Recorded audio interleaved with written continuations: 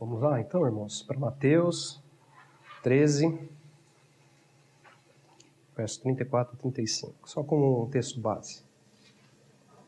Dando continuidade aí, né? Que nós temos visto.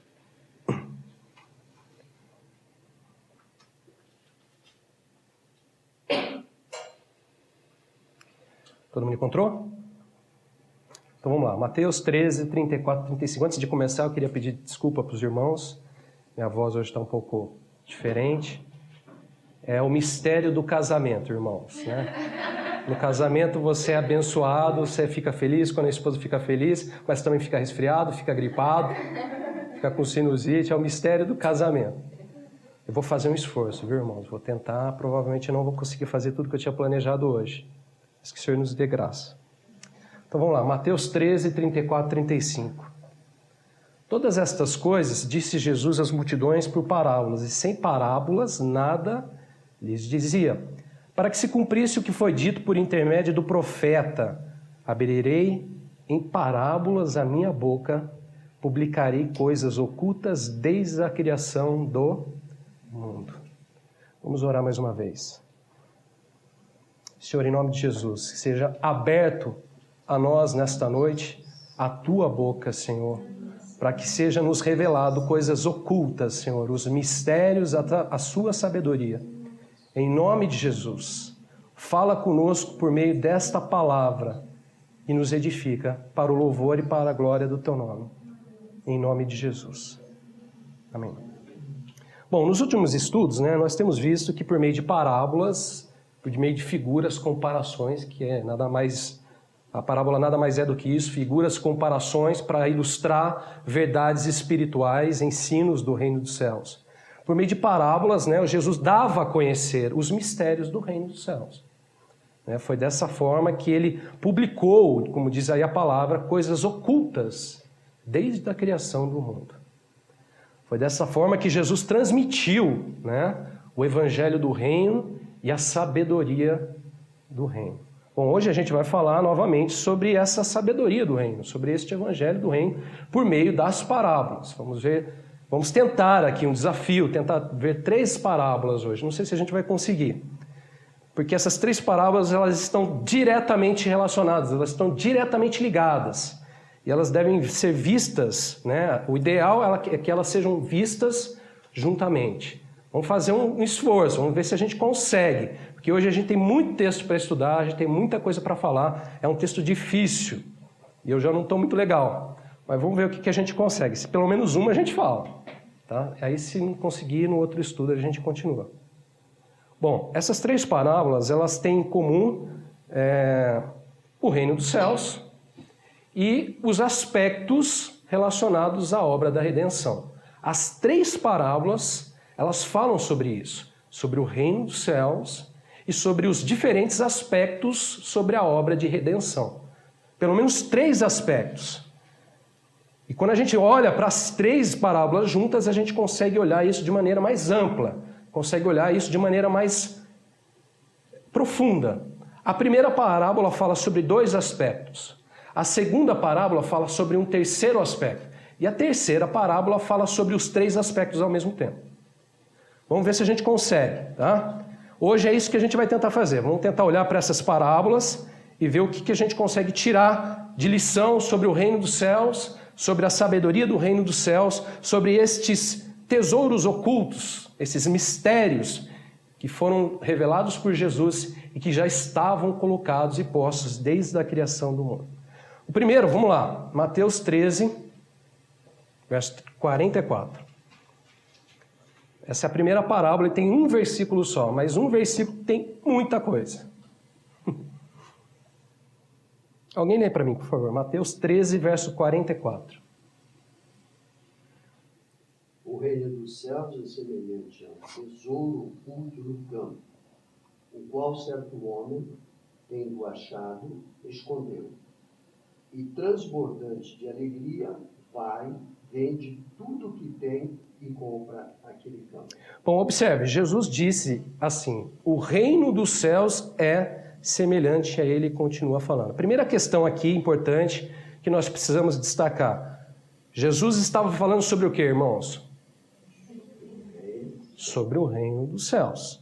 Tudo que nós olhamos, enxergamos, encontramos nessas parábolas está relacionado ao reino dos céus. O assunto aqui, irmãos, é o reino dos céus. Jesus está falando sobre o reino dos céus. O que é o reino dos céus? O reino dos céus é semelhante a algo. E é isso que ele está ensinando. Isso é fundamental para a gente, precisa ficar claro. Tudo que nós vamos ver agora está relacionado ao reino dos céus. Então ele diz assim, o reino dos céus é semelhante a um tesouro no campo, o qual certo homem, tendo achado, escondeu. E aí ele continua.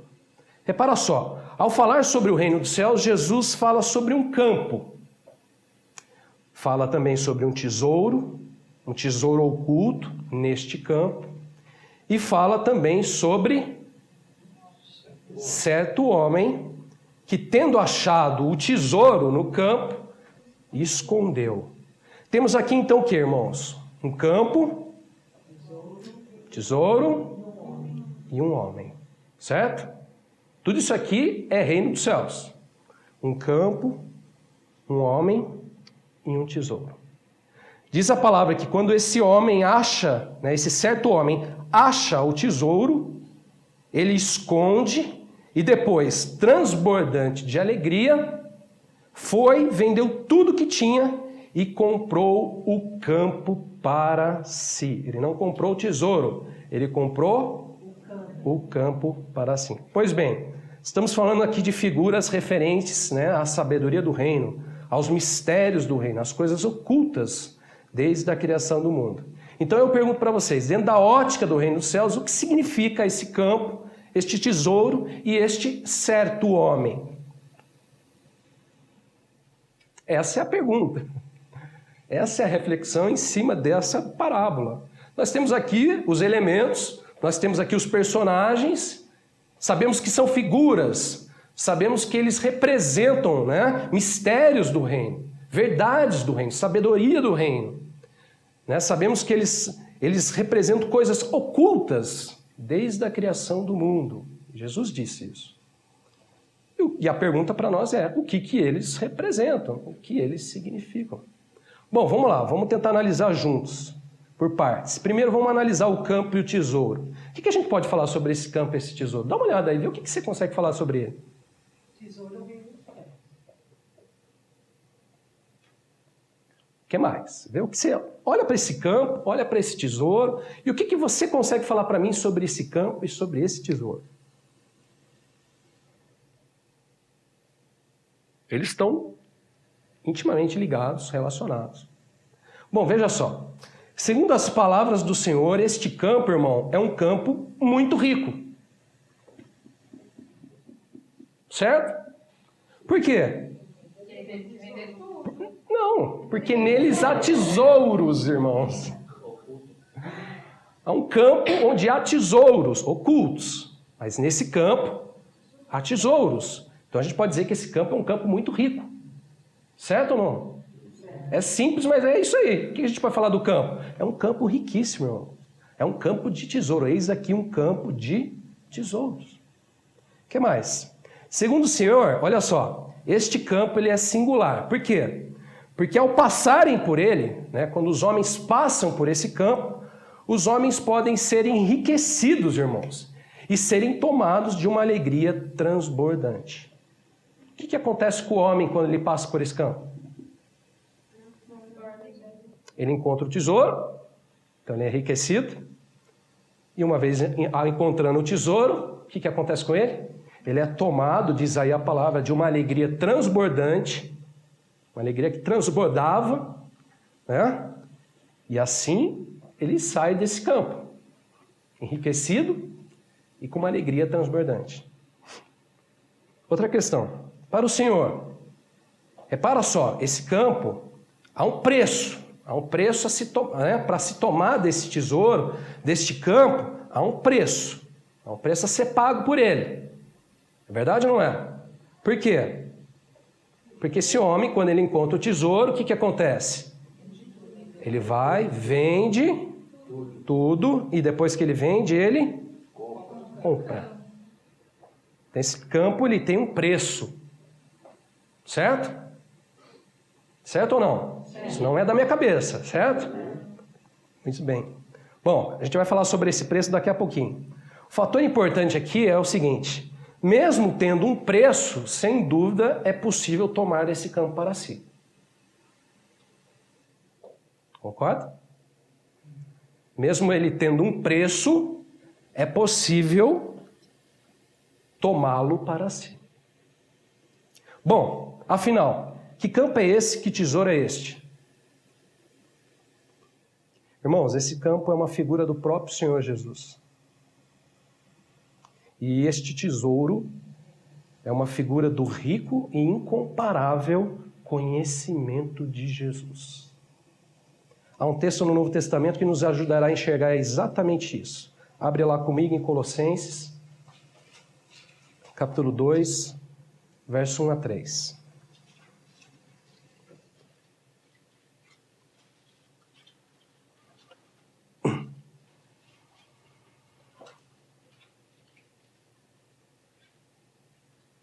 Aqui é Paulo dizendo, né? A igreja de Colossos. Colossenses 2, verso 1 a 3. Paulo diz assim: Gostaria, pois, que soubesses com grande luta venho mantendo por vós, pelos laodicenses, e por quantos não me viram face a face, para que o coração deles seja confortado e vinculado juntamente em amor. Agora presta atenção. E eles tenham toda a riqueza da forte convicção do entendimento, para compreenderem plenamente o mistério de Deus, Cristo. Olha só agora. Em quem todos os tesouros da sabedoria e do conhecimento estão... Tem alguma coisa em comum aí nesse texto, irmãos? O texto de Mateus fala sobre tesouros. Esse texto fala sobre tesouros. O texto de Mateus fala sobre tesouros ocultos. Esse texto fala sobre tesouros ocultos. O texto de Mateus fala sobre um campo. Esse texto também fala sobre um campo. Em Cristo, ele diz, né? Ele não fala isso? Em Cristo todos os tesouros da sabedoria estão ocultos. E o texto de Mateus fala sobre certo homem. Esse texto também fala sobre certo homem. Ele está orando para a igreja, para que a igreja, né, os homens, obtenham isso. Bom, irmãos, olha só, segundo o Evangelho, Cristo é o mistério de Deus, em quem todos os tesouros da sabedoria e do conhecimento estão ocultos. Nele, em Cristo, podemos obter, olha só, toda a riqueza da forte convicção do entendimento. Irmãos, vocês conseguem perceber o campo e o tesouro como as figuras de Cristo e o seu conhecimento? Conseguem perceber isso? Deixe-me dizer, irmãos, há um campo chamado Cristo, rico em tesouros da sabedoria e do conhecimento, cheio de toda a riqueza da forte convicção e do entendimento. Bom, uma curiosidade. Você sabia que o apóstolo Paulo, né, quando ele olhava para todo o Evangelho, de Gênesis a Apocalipse, todo o Evangelho, quando Paulo olhava para o Evangelho, para ele tinha um só tema. Sabe qual? O Evangelho das insondáveis riquezas de Cristo. Isso está lá em Efésios, abre lá comigo, capítulo 3, verso 8 a 9. Paulo dá um tema para o Evangelho. E esse tema é o Evangelho das insondáveis riquezas de Cristo. Paulo diz assim: a mim, o menor de todos os santos, me foi dada esta graça de pregar aos gentios o Evangelho das insondáveis riquezas de Cristo e manifestar qual seja a dispensação do mistério, desde os séculos oculto em Deus, que criou todas as coisas. Irmãos, esse texto ele é maravilhoso, ele é lindo. Paulo está falando aqui sobre a sua experiência em relação aos tesouros, às riquezas insondáveis de Cristo. A ele foi dado, ele diz, esta graça de pregar o evangelho das insondáveis riquezas de Cristo e manifestar, olha que lindo, não só pregar, mas também manifestar a dispensação do mistério desde séculos oculto em Deus. Isso é alto, né, irmãos? Isso é alto. Estamos muito acostumados para ouvir essas coisas, né? Não estamos muito acostumados com estas coisas. Hoje em dia a gente não ouve muito sobre isso. Pois bem, irmãos, observe o quanto o evangelho do reino tem esta relação com a descoberta de tesouros, de riquezas em Cristo Jesus. O evangelho tem uma relação direta com isso. Para Paulo, isso era o tema do evangelho. A descoberta das insondáveis riquezas de Cristo. Riquezas do conhecimento, da convicção, da sabedoria de Cristo. A riqueza, como provavelmente muitas vezes chega na nossa cabeça, mas riquezas do conhecimento de Cristo, da sabedoria de Cristo, dos mistérios do reino dos céus. Para Paulo, esse era o tema do evangelho. O evangelho das insondáveis riquezas de Cristo. Bom, vamos voltar lá para a parábola. Vamos avaliar o homem, aquele certo homem. Bom, o que a gente pode falar sobre esse certo homem?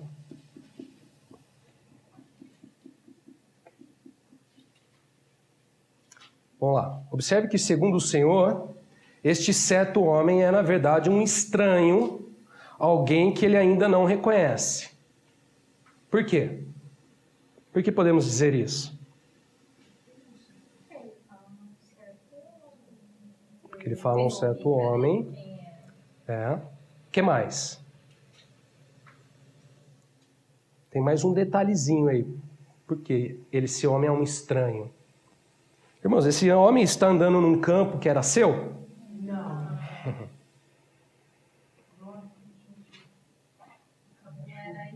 Não. Esse homem não está andando num campo que era seu. O campo passa a ser seu só depois que ele vende tudo, compra.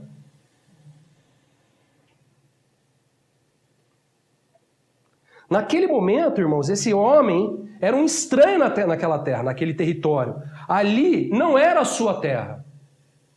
Não era o seu campo.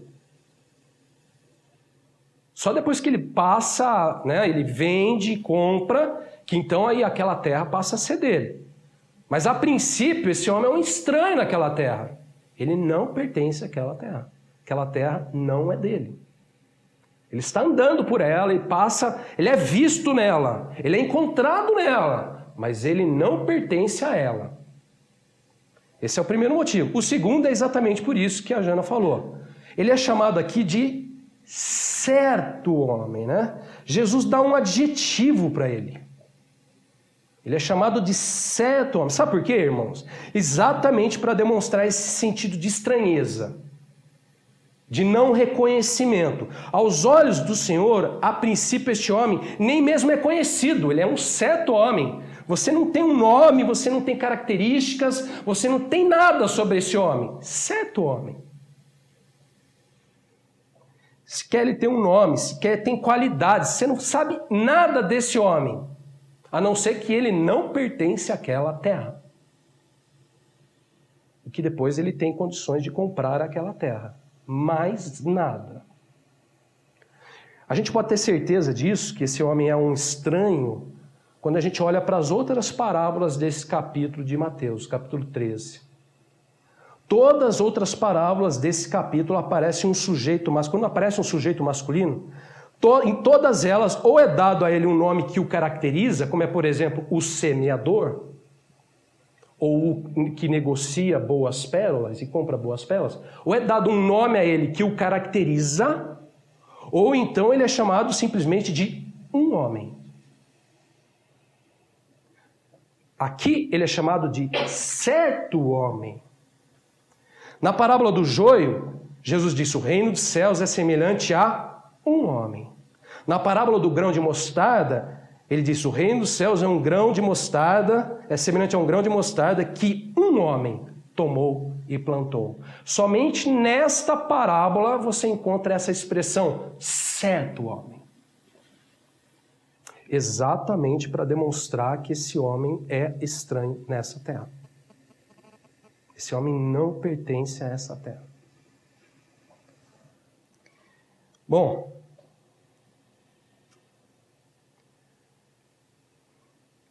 agora olha só. Esse homem é um estranho naquela terra. Esse homem, ele não é reconhecido ainda nessa terra.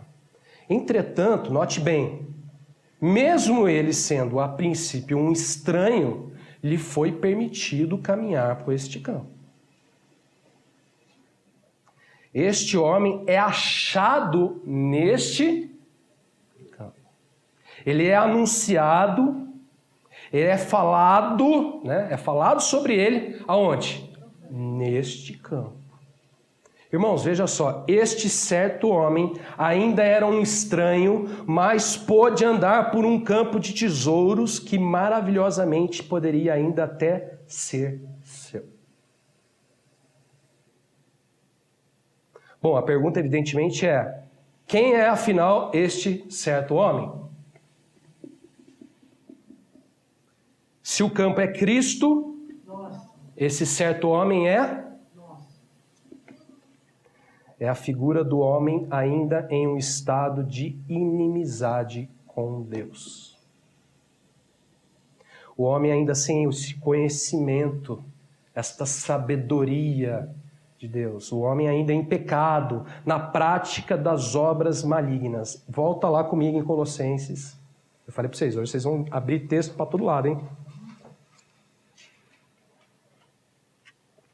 Colossenses capítulo 1, verso 21 e 22.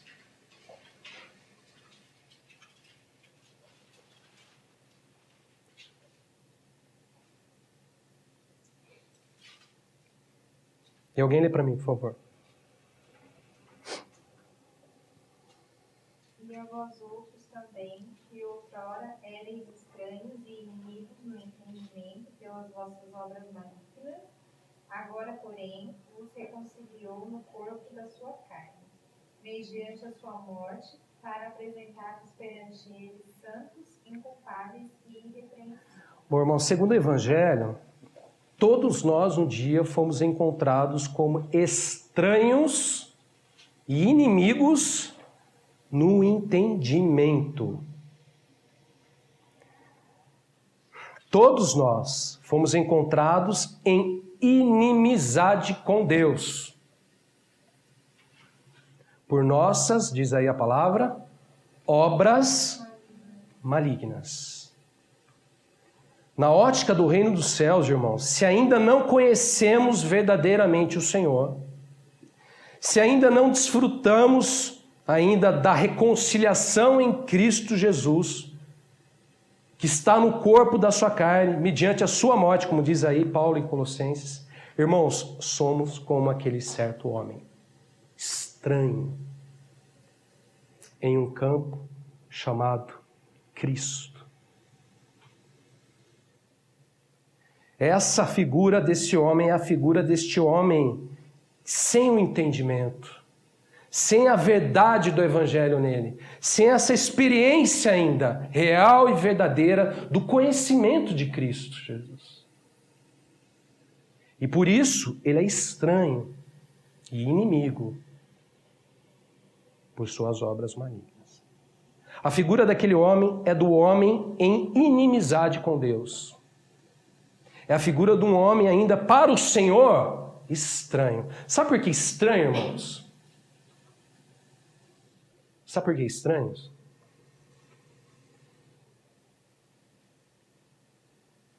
Porque na ótica do Evangelho, o Senhor reconhece de verdade os seus. Isso não é da minha cabeça.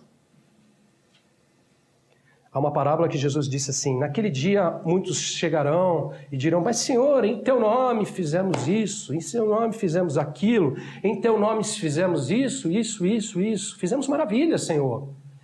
E Jesus dirá a eles, Apartai-vos de mim, não vos conheço. Vós que praticais iniquidade. Não quer dizer que Deus não saiba quem você é. Não quer dizer isso. Que Deus, ele sabe todas as coisas. Quer dizer de reconhecimento de intimidade. De reconhecer como parte. Não vos conheço.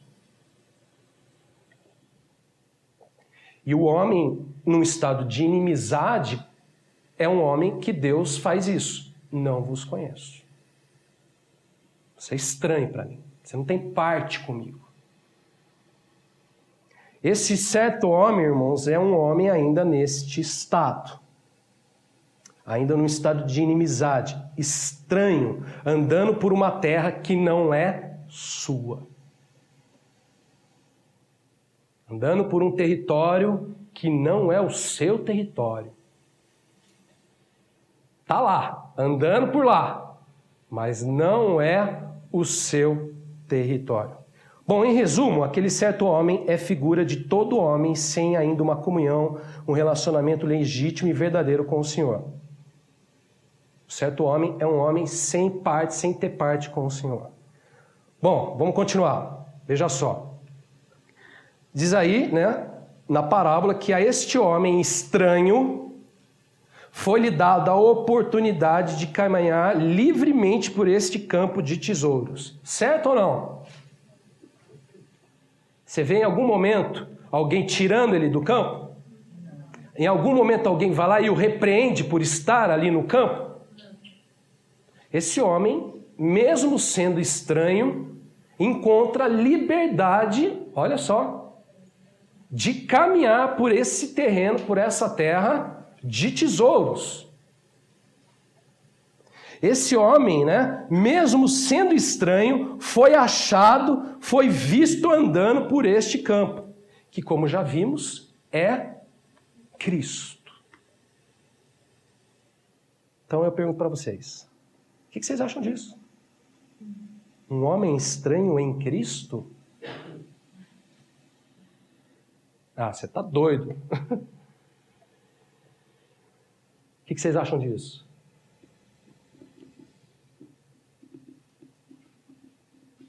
Se interessou pelo tesouro. Ele que comprou o campo. Não, ele era oculto. Ele não enxergava. Nem sabia que tinha.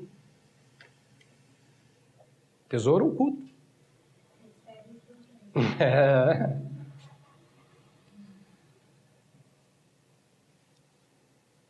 Irmãos, isso é o que nós chamamos de primeiro aspecto da obra da redenção. Esse é o primeiro aspecto da obra de redenção, da obra da cruz. É o que a gente chama de a extensão da graça de Deus, a graça inclusiva, a graça acolhedora, a graça receptiva em Cristo Jesus, o campo de Deus para a redenção, irmãos. Preste muita atenção, vamos entender isso aí. Irmãos, a palavra não diz que esse homem necessariamente estava procurando por um tesouro. Ela não diz isso.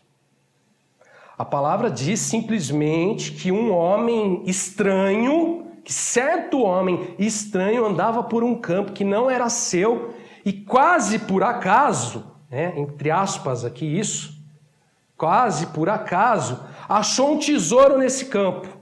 E o quis para si. E o tomou para si. A palavra não diz que ele estava lá procurando o tesouro. A palavra diz que ele andava por lá. Oi? Nem que ele sabia. Na verdade, fala que era oculto. Ele não sabia o que era. Ele sabia que era precioso. Oculto. Ele sabia a preciosidade, mas não... Sabia que era um tesouro. A palavra oculto aqui é exatamente para demonstrar que aos seus olhos não era visível. Ele não enxergava que esse campo tinha tesouro. Era um tesouro escondido, oculto. Ele não sai cavando lá. Na verdade, ele nem estava procurando, né? Nem estava procurando, exatamente. Ele achou, mas... Ele acha pelo fato de estar ali andando naquele campo. Você quer um exemplo disso bíblico, maravilhoso? A história de Ruth. Ruth decide sair lá de Moabe e acompanhar a sua sogra depois do falecimento do seu marido e tudo mais, tal. Quando ela chega em Jerusalém, ela decide então ir tentar ganhar a vida, como todos nós fazemos, né? Vou colher. E aí ela encontra um campo, e diz lá, tem uma expressãozinha assim, por isso que eu citei o por acaso. Por acaso, ela entrou no campo de Boaz. E um campo riquíssimo. Onde ela não só encontra uma fartura que ela não tinha, passando pelo que ela estava passando, como ela também encontra o seu futuro esposo, marido, e a sua história totalmente é transformada. Ruth é uma outra figura exatamente que representa exatamente esse cenário aqui. Irmãos, eis aqui uma referência da graça, do favor imerecido, da graça inclusiva, o aspecto objetivo da cruz. É a graça de Deus, é o favor de Deus que, mesmo sendo nós estranhos, mesmo não buscando, nos inclui e nos permite andar por um campo de tesouros ocultos. Um campo que a princípio não é nosso, mas pode ser. Vamos ver isso no Novo Testamento, para vocês não acharem que é da minha cabeça? Vamos lá, Romanos 3, 9 a 12.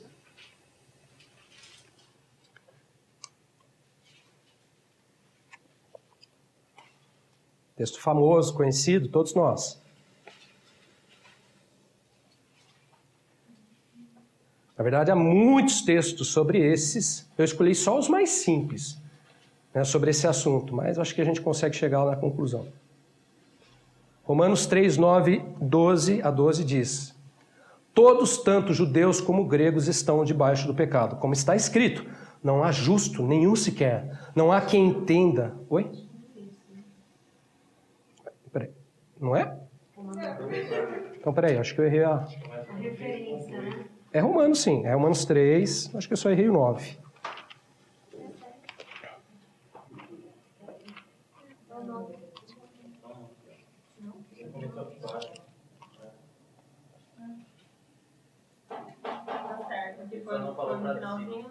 Eu comecei no meio do versículo. Falha nossa. Falha nossa. Então vamos do começo do versículo. Vamos lá, irmãos. O que se conclui?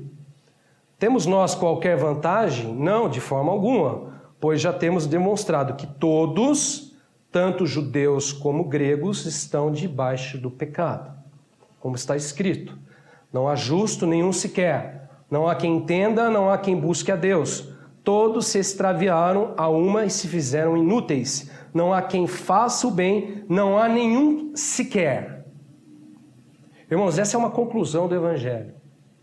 Segundo o Evangelho, né, ele fala aí, que se conclui? Segundo o Evangelho, irmãos, não há um que entenda.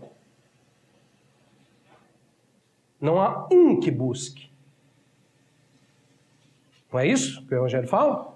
Não há um sequer que entenda. Não há um que busque a Deus. Não há um, irmãos. Um sequer. Diz aí, todos se extraviaram. Você sabe o que é extraviar? Você já viajou para fora e perdeu a mala? É extraviar. Extraviaram a sua mala. Sua mala foi lá para o outro lado do mundo. Você perdeu a mala. Todos se perderam, irmão. Lá para o outro lado do mundo. Se extraviaram. A uma se fizeram inúteis. Não há um que faça o bem. Um sequer, diz o texto. Isso é uma conclusão não minha. Não do nosso estudo. Do Evangelho. O que se conclui? Não há um justo sequer. Não há um que busque a Deus. Pois bem, diante deste quadro, sabe o que então Deus decide fazer? Diante desta conclusão, deste quadro aqui, não há um sequer, o que Deus decide fazer? Alguns talvez diriam, bom, vou queimar todo mundo.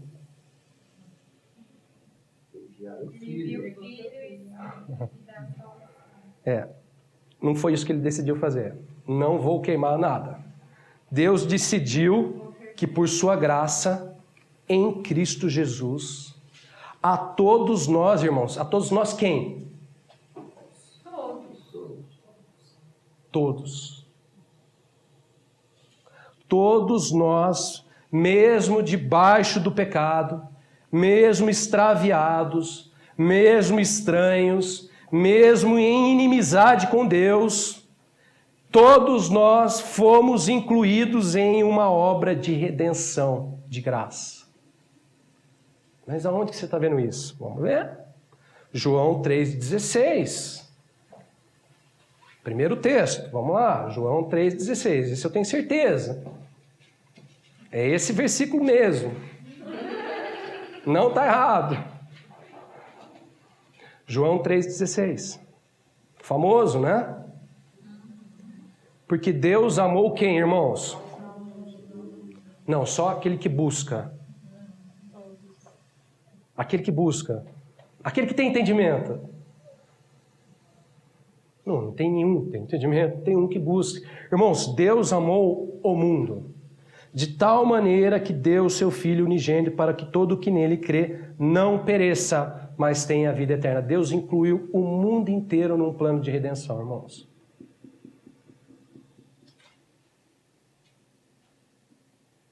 Um plano em Cristo Jesus. Deus amou o mundo para que o mundo não pereça.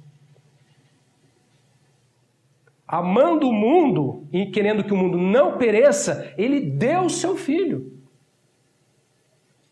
Para que aquele que nele crê não pereça. Vamos ver mais textos, né? Esse ainda não é suficiente. 1 João capítulo 2, verso 1 e 2.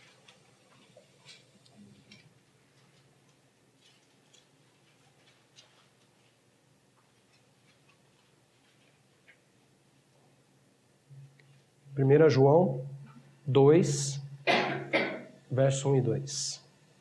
É a primeira carta de João, né? Não é o Evangelho de João. João diz assim: Filhinhos meus, estas coisas vos escrevo para que não pequeis. Se todavia alguém pecar, temos advogado junto ao Pai, Jesus Cristo, o justo. Agora olha o verso 2. Ele está falando sobre Jesus Cristo, o justo. Ele diz assim: Ele é a propiciação pelos nossos pecados. Agora olha só. E não somente pelos nossos próprios, mas ainda pelos do... Irmãos, nesse primeiro aspecto aqui, nós estamos vendo aqui nessa parábola, nesse primeiro aspecto da obra redentora, Deus em Cristo Jesus amou ao mundo e incluiu a todos o mundo inteiro em sua obra de redenção. Por quê, irmãos? Porque Jesus é a propiciação pelos pecados do mundo inteiro, irmão. Eu posso não saber disso, eu posso não conhecer isso, mas Jesus morreu pelos meus pecados. Eu posso andar nessa terra sem ter esse conhecimento, sem crer nisso, sem me apegar a essa verdade, mas não muda o fato de que Jesus é a propiciação pelos pecados. E João, ele é muito enfático, não só os nossos pecados, porque ele está falando com a igreja, ele está falando com seus filhinhos.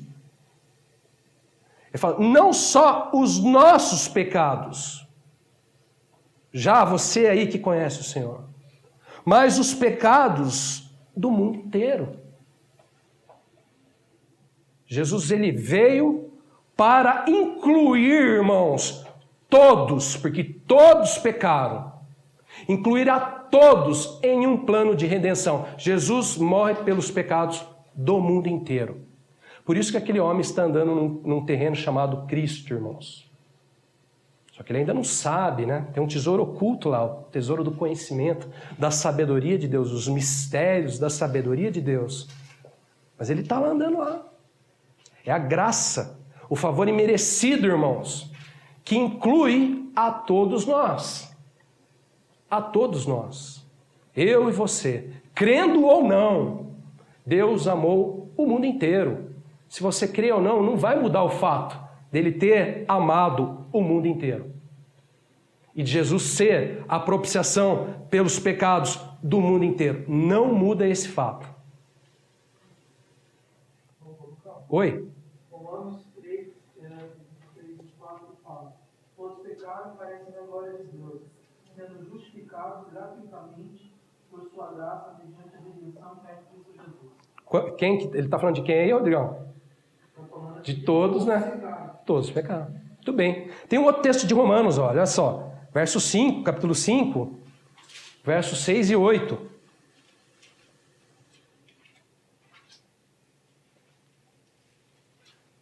Vocês conhecem esses textos, vocês sabem disso.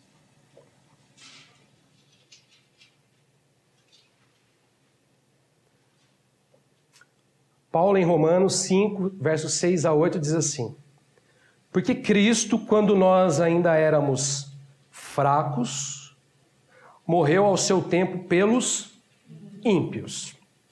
Dificilmente alguém morreria por um justo, pois poderá ser que pelo um bom alguém se anime a morrer. Mas Deus prova o seu próprio amor para conosco pelo fato de ter Cristo morrido por nós, sendo nós ainda...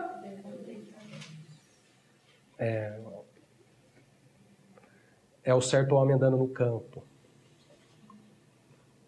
Pecador, estranho, inimizade, desconhecido, extraviado, obras malignas.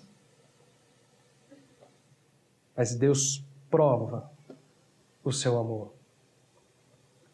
1 João, deixa que eu leio esse, não precisa abrir, tá? Você vai ter que voltar lá de novo.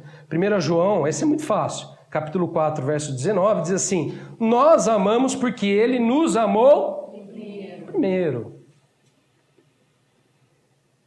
Irmãos, amados, em resumo, o primeiro aspecto da obra de redenção é que Deus nos amou primeiro. Por isso decidiu que, em Cristo Jesus, isso é uma decisão dele. Não é uma decisão nossa, é uma decisão dele. Ele decidiu que em Cristo, o seu Filho, todos, sem exceção, mesmo ainda fracos, mesmo ainda ímpios, mesmo ainda pecadores, estranhos e inimigos de Deus, mesmo assim, todos em Cristo fossem incluídos em um plano de redenção. Jesus é a propiciação pelos pecados de todos. De todos. De todos, irmãos. Isso é uma decisão divina, esse é o primeiro aspecto da obra de redenção. Você olha para a obra de redenção, você vê vários aspectos, vários ângulos, várias perspectivas. Esse é o primeiro dessa obra inclusiva, dessa obra, que acolhe, desse favor imerecido, que não vê cor, não vê raça, que não vê que todos são iguais, e sendo todos iguais, todos estão incluídos. É o certo homem andando neste campo de tesouros. Ainda estranho, mas ele está lá. Ele foi permitido andar por lá. Lhe foi dado essa condição de andar por lá. Vocês estão entendendo? Bom, irmãos, em Cristo Deus prova seu amor por nós, pois Ele é, e nada mudará esse fato, Ele é a propiciação pelos pecados do mundo inteiro. Este é o primeiro aspecto da obra de redenção, da obra da cruz, em Cristo Jesus. Bom, vamos lá, temos mais coisa para falar. Volta lá para Mateus, né? Vamos dar mais uma olhada lá na parábola. Tem mais coisas. Tem mais coisas para falar desse certo homem e deste campo e deste tesouro. Há um outro aspecto aí nessa parábola que a gente precisa entender, notar aí. Esse é só o primeiro. Tem um segundo aí nessa mesma parábola. Bom, como nós já vimos, diz a palavra que esse certo homem é notado andando por um campo que não lhe pertence. Nesse campo ele se depara com um tesouro oculto, que a princípio, os seus olhos não podiam enxergar, não eram visíveis aos seus olhos, era oculto. É assim que o tesouro é classificado. Tesouro oculto. Então, veja só, tendo ele graciosamente achado esse tesouro, o primeiro aspecto da obra da cruz, graciosamente esse homem acha esse tesouro. Tendo ele graciosamente achado esse tesouro, diz a palavra que, transbordante de alegria, este certo homem vai, vende tudo e assim volta e compra o campo. Pergunto para vocês, por que ele compra o campo? Por que ele simplesmente não leva o tesouro embora?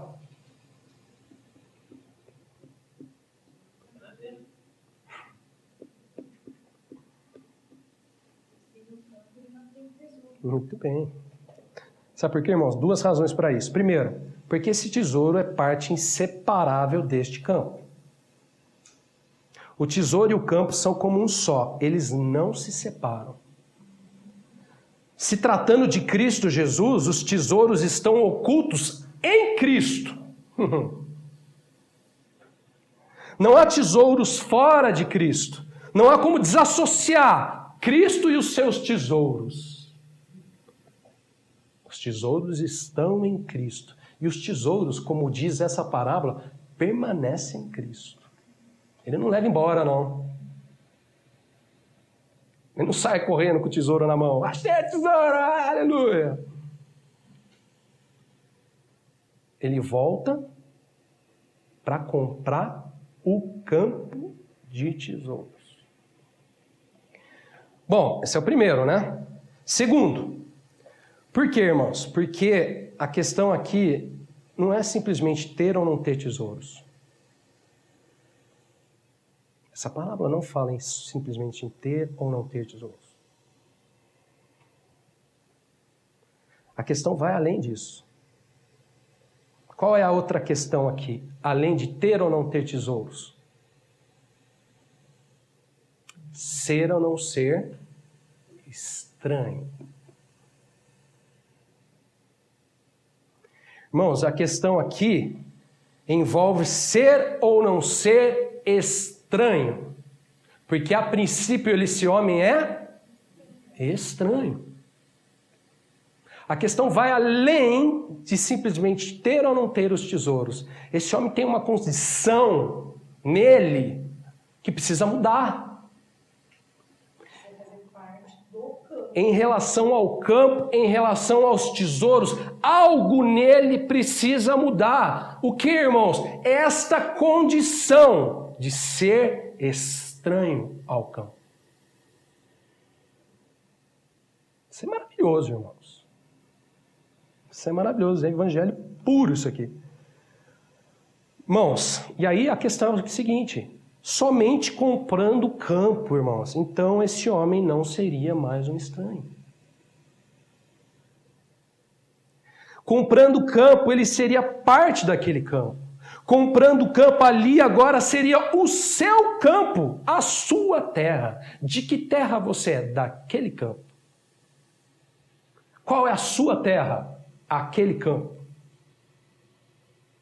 Qual é o seu território? Da onde você vem? Minha terra é aquela ali. Aquela terra chamada Cristo. Terra de insondáveis riquezas. Essa é a minha terra. Até então ele não podia falar isso. Ele poderia até falar: eu fui permitido andar por esse campo. Ninguém me arrancou desse campo, ninguém me tirou desse campo. Mas ele ainda não poderia falar: esse é o meu campo. Irmãos, esse é o segundo aspecto da obra redentora. Da obra da redenção. Em resumo, podemos falar o seguinte: pensando em Jesus, porque o campo é Jesus, o tesouro não sai do campo. O tesouro está no campo. O tesouro é o campo. É parte inseparável do campo. Sabendo disso, o homem então quer não simplesmente o tesouro. O homem quer o campo para tomá-lo para si. Por que ele quer o campo? Porque ele quer aquele campo para si. Uma vez que aquele campo for seu, uma vez que esse campo é tomado para si, o homem sabe que o que porventura estiver no campo, isso também será seu. Se há tesouros no campo, o campo e os tesouros são seus. E o homem sabe também, uma vez que esse campo for seu, esse campo e os seus tesouros são seus, essa é a sua herança e ele é parte desse campo. Já não é mais estranho esse campo. A solução é tomar o campo para si. A solução para todos os seus problemas é tomar o campo para si. Ele quer o tesouro? Toma o campo para si. Ele não quer ser mais estranho ao campo? Toma o campo para si. A solução é tomar o campo para si. Irmãos, Cristo é um campo que graciosamente trilhamos e encontramos seus tesouros. Pela graça do Senhor, podemos descobrir e tomar esse campo para nós. Se isso for uma verdade para nós, então não seremos mais estranhos ao campo. Seremos parte do campo. O campo será a nossa terra. Tudo que estiver no campo é nossa herança. É nosso. Se tiver fontes de águas vivas, é nosso. Se tiver tesouros, riquezas insondáveis, é nosso. O que estiver no campo é nosso. O campo e os tesouros são a nossa herança. E o campo e os tesouros agora também são a nossa identidade. Eu sou parte desse campo. Vocês conseguem perceber isso? Pois bem, sobre essa parábola, né?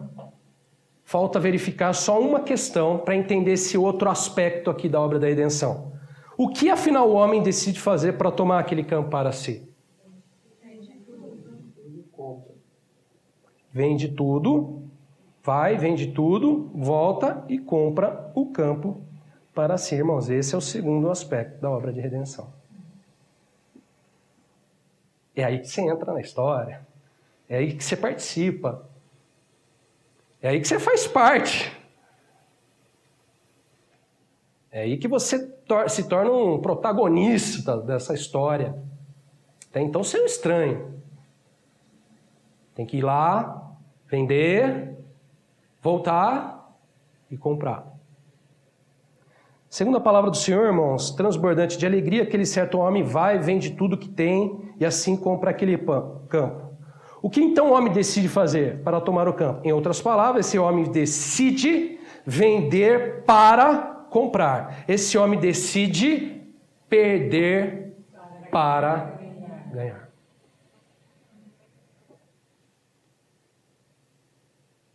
Irmãos, eis aqui o segundo aspecto da obra de redenção, o que chamamos de aspecto subjetivo da cruz, onde a gente tem participação com a obra da cruz, o chamado da cruz. Uma das maiores e mais importantes lições relacionadas ao reino dos céus, irmãos. Nós estamos falando do reino dos céus, estão lembrados?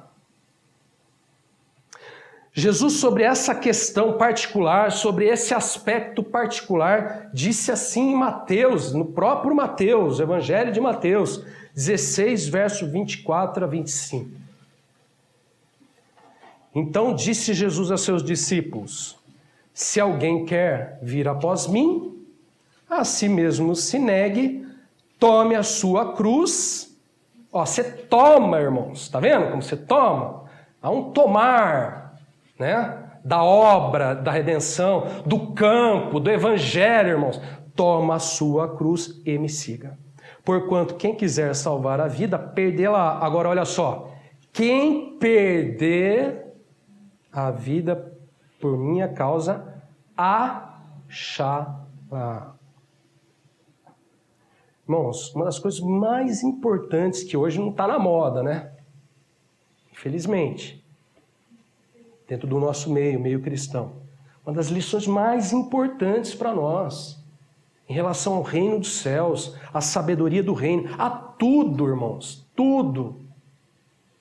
Uma das lições mais importantes, aprender primeiro a perder para ganhar. Porque essa é a mensagem do Evangelho. Para ganhar você tem que perder. Para comprar você tem que vender.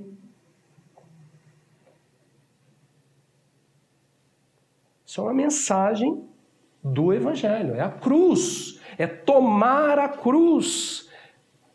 É ter participação com aquilo que Jesus fez num favor imerecido por nós, por mim, por você, pelo mundo inteiro. Como que eu participo disso? Como que eu tomo isso para mim? Está aqui. Senão você pode ficar andando por ele, vai andando, vai andando, vai andando, e aquele quadro do estranho não muda.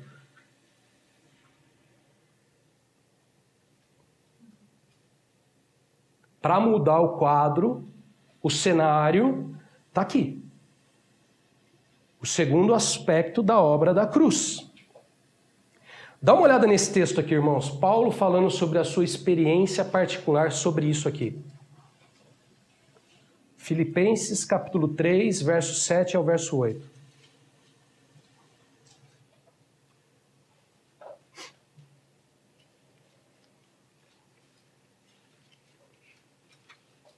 Essa é a mensagem do Evangelho.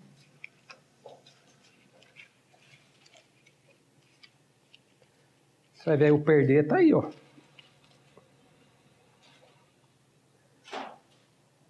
Verso 7 e verso 8.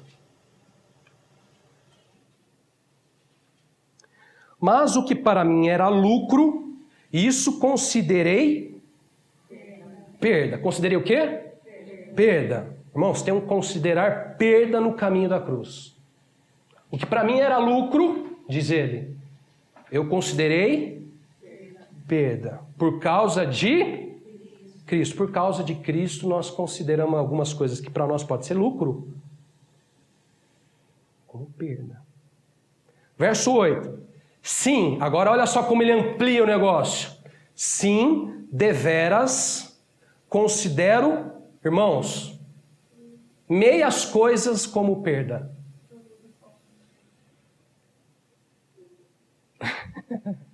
Algumas coisinhas. 50%. Não? Irmãos, sim, deveras, considero tudo como perda, por causa da sublimidade do conhecimento, ó irmãos. Ó o tomar o campo, ó o tesouro aí, ó. Ó o tesouro, irmãos. Tá vendo o tesouro no campus? Sublimidade do conhecimento de Cristo Jesus, meu Senhor. Agora olha só, por amor do qual...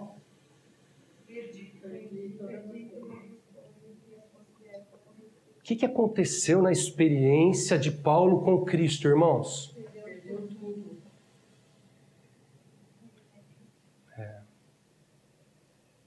Perdi todas as coisas e as considero como refúgio para ganhar a Cristo. Olha aí, irmãos, o perder para ganhar. Quer ganhar Cristo? Quer ganhar o campo? Quer ganhar o campo? Ou quer só ficar vagueando pelo campo? Você quer ganhar o campo? Toma a sua cruz, negue-se a si mesmo e siga.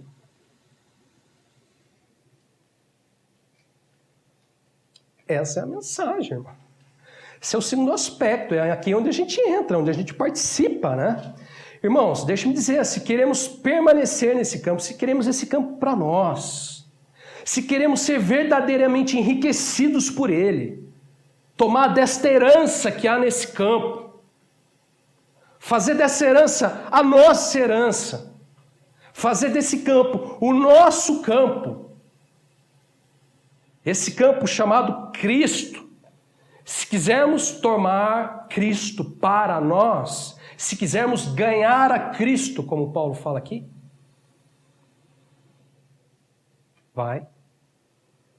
vende tudo, vem e compra.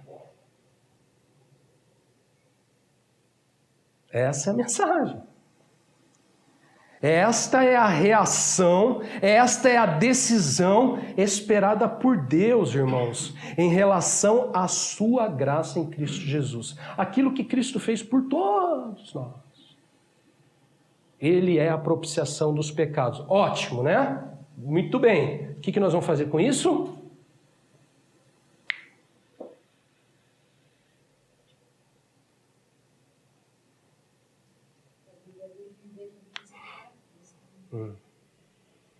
Ele é a propiciação pelos pecados do mundo inteiro. Nossa, até aí todo mundo fala, oh, que legal, hein?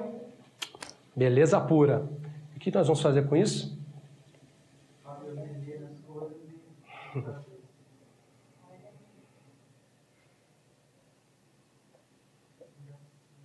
Ah, que Deus nos dê ouvidos.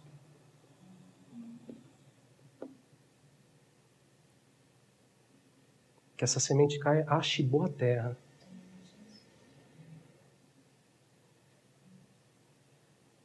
Essa é a reação esperada por Deus, irmãos. Jesus falou, se alguém quer vir após mim, se alguém quer, porque aí tem o livre-arbítrio, né? Ele não é forçado a vender. Não é obrigado. Deus não está obrigando-nos a isso. Não é uma obrigação.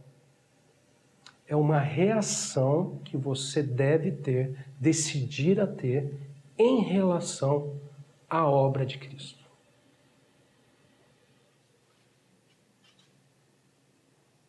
Que nós devemos ter, todos nós. Na ótica do reino dos céus, irmãos, é isso. Para ganhar, temos antes que aprender a perder. Ou coisa difícil, né? É difícil. É tão difícil que o próprio Jesus chamou isso de caminho apertado. Caminho da cruz, irmão. É caminho da cruz, é caminho da cruz. Não é caminho para o Hopi Hari. É caminho da cruz. Não é o caminho para a diversão. É o caminho da cruz. Caminho apertado. Você perde para ganhar. Você diminui para crescer. Alguns chamam o Evangelho de Mateus do Evangelho do Reino Invertido. Você inverte tudo. Bem-aventurado manso, os que sofrem, os que choram, é tudo invertido. E é mesmo.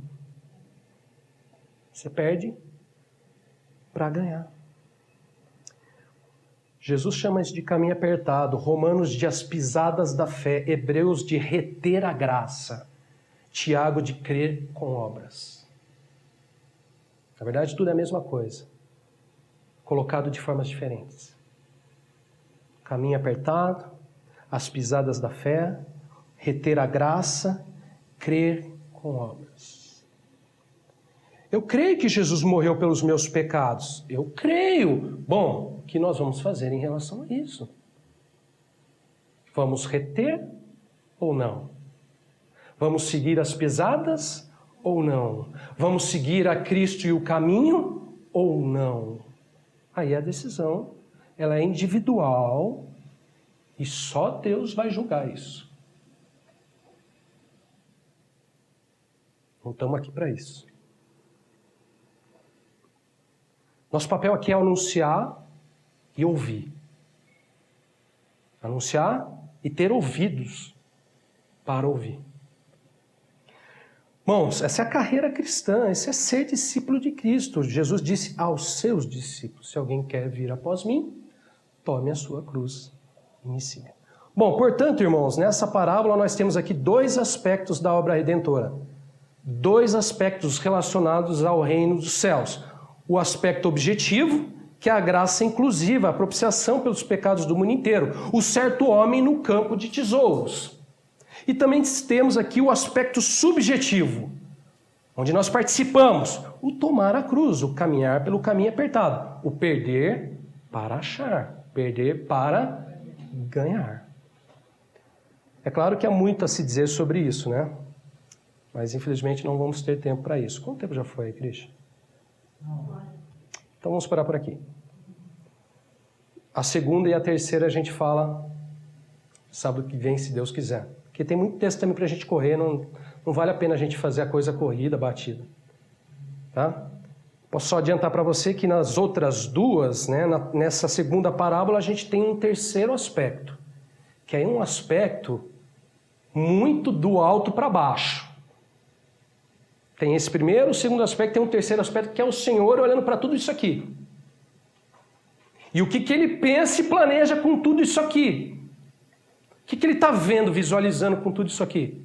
Com esse campo, com tudo que foi falado aqui. Tem um terceiro aspecto que é esse, que a gente pode chamar de a herança do Senhor. O terceiro aspecto, a perfeição cristã. Esse é o terceiro aspecto. Na terceira parábola, nós temos todos esses aspectos condensados, juntos, como que para a gente dando uma conclusão final de tudo isso que nós estamos falando. Se Deus permitir, assim, sábado nós falaremos sobre isso. Amém? Vamos orar?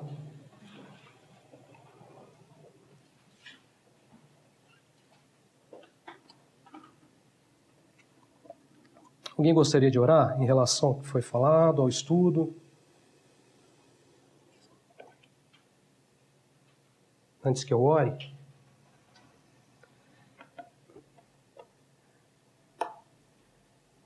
Então eu vou orar.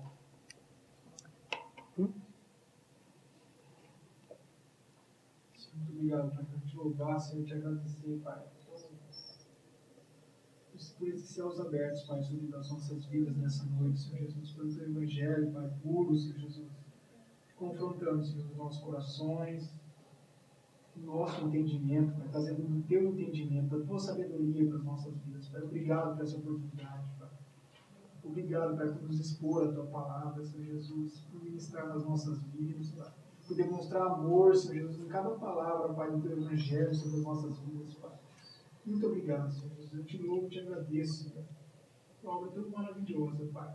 Que o Senhor tenha misericórdia sobre a minha vida, Senhor Jesus, das nossas vidas, Pai. Que o Senhor nos ajude realmente a ser aqueles que retêm a graça, Pai. Que esconde esse tesouro, Pai, que vai e vende tudo, que não negocia, Senhor Jesus. E que se consagra, Pai, ao teu reino, Pai. Que responde, Pai, a tua misericórdia, a tua graça, Pai, com consagração, Pai. Ô Senhor, em nome de Jesus, Pai, que o Senhor nos fortaleça, Pai.